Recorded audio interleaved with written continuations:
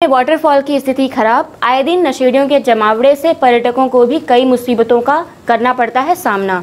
ऐसा माना जा रहा है कि इको टूरिज्म बोर्ड व वन विभाग की उदासीनता के चलते टूरिज्म पर भी इसका बुरा प्रभाव पड़ रहा है। इतना ही नहीं, टूरिज्म से होने वाली आमदनी में भी बड़ा खेल सांठ-गांठ का खेला जा रहा है। रीवा जिले में पर्यटन की अपार संभावनाएं हैं और इसे विकसित किए जाने के अलावा प्रचारित प्रसारित करने स्थानीय जनप्रतिनिधियों एवं जिला प्रशासन के आला अधिकारियों द्वारा कई प्रयास किए जा रहे हैं, परंतु स्थानीय स्तर पर जो जिम्मेदार हैं उनकी उदासीनता व लापरवाही के चलते पर्यटन क्षेत्र पूरी तरह से उपेक्षा का शिकार है। और तो और पर्यटक स्थल महज शराबियों एवं गुंडे मवालियों के साथ साथ चोर लुटेरों का अड्डा बनकर रह गया है। इतना ही नहीं, शासन स्तर पर जो भी व्यवस्थाएं बनाई जाती हैं उसकी देख रेख के अभाव में तोड़फोड़ कर लोग वहां से सब कुछ चोरी कर ले जाते हैं। फिर चाहे वो इको टूरिज्म के बोर्ड हो या रेलिंग के अलावा अन्य सामान या फिर यहाँ बनाई जाने वाली व्यवस्थाएं, सबको तहस नहस कर दिया जाता है। इस दिशा में इको टूरिज्म विभाग व वन विभाग दोनों की लापरवाही सामने आ रही है। रीवा जिले के सिरमौर क्षेत्र के अलावा अन्य जगह बनाए गए पर्यटन स्थल व वाटरफॉल की यही स्थिति है। हम बात करें अगर टोन्स वाटरफॉल की, तो यहाँ पर प्रत्येक दिन हजारों की संख्या में पर्यटक पहुँच रहे हैं, जिसकी वजह से शासन को मुनाफा भी हो रहा है। बावजूद इसके पर्यटकों के लिए जिम्मेदार इको टूरिज्म बोर्ड व वन विभाग द्वारा किसी तरह की सुविधाएं उपलब्ध नहीं कराई जाती। लचर व्यवस्था के चलते असामाजिक तत्वों का जमावड़ा भी लगता है, जिसके कारण कई बार अप्रिय घटनाएं हो चुकी हैं और भविष्य में भी किसी बड़ी अप्रिय घटना से इनकार नहीं किया जा सकता। इतना ही नहीं, चारों तरफ गंदगी का अंबार देखा जा सकता है।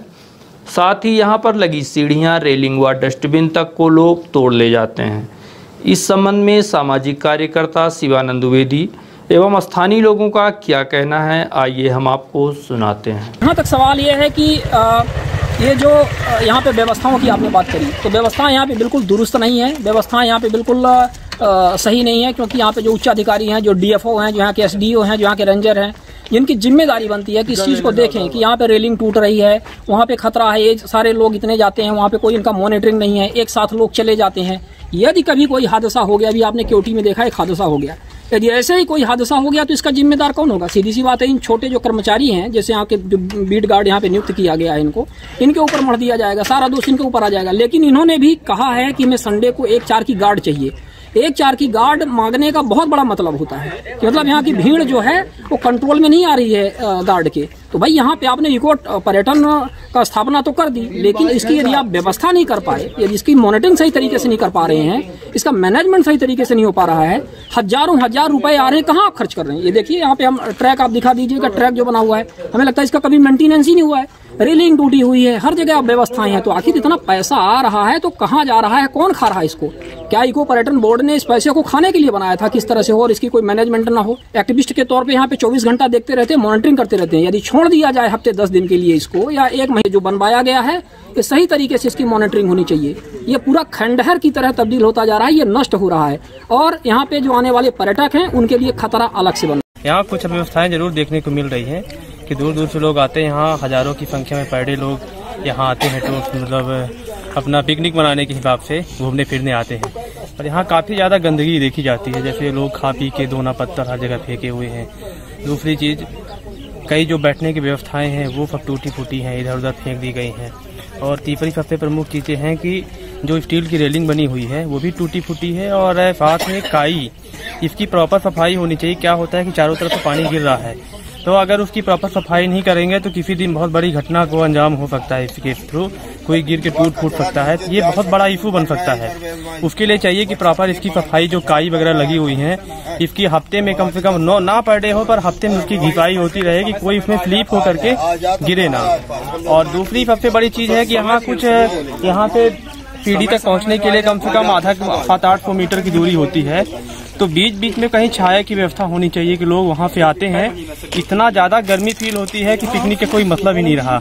यार आप खुद देख रहे हैं, पसीना पसीना हो चुका हूँ, सांसें निकल रही हैं काफी तेजी से। तो उसके लिए बीच बीच में ठहरने का स्पॉट, बैठने की व्यवस्था हो वहाँ पे। वहीं यहाँ तैनात वन विभाग के कुछ जिम्मेदार कर्मचारियों से भी बात की गई, तो उन्होंने बताया कि यहाँ भीड़ अत्यधिक होती है, इसके अतिरिक्त न कोई पुलिस की व्यवस्था रहती है, न ही किसी तरह के सुरक्षा के इंतजाम किए गए हैं। इस बात को लेकर कई बार वन विभाग के आला अधिकारियों को पत्र भी लिखे जा चुके हैं, बावजूद इसके स्थिति जस की तस है। तो स्टाफ के हमारे यहाँ कमी है और रविवार को बहुत ज़्यादा भीड़ आती है और अनियंत्रित भीड़ आती है और तोड़फोड़ स्टाफ 2 ही आदमी है यहाँ, तो दो दिन में 2 रात में रहते हैं। और सफाई वाला लगा भी भेजे, सफाई किया, यहाँ भी बहुत कचरा था तो सफाई करवाते हैं।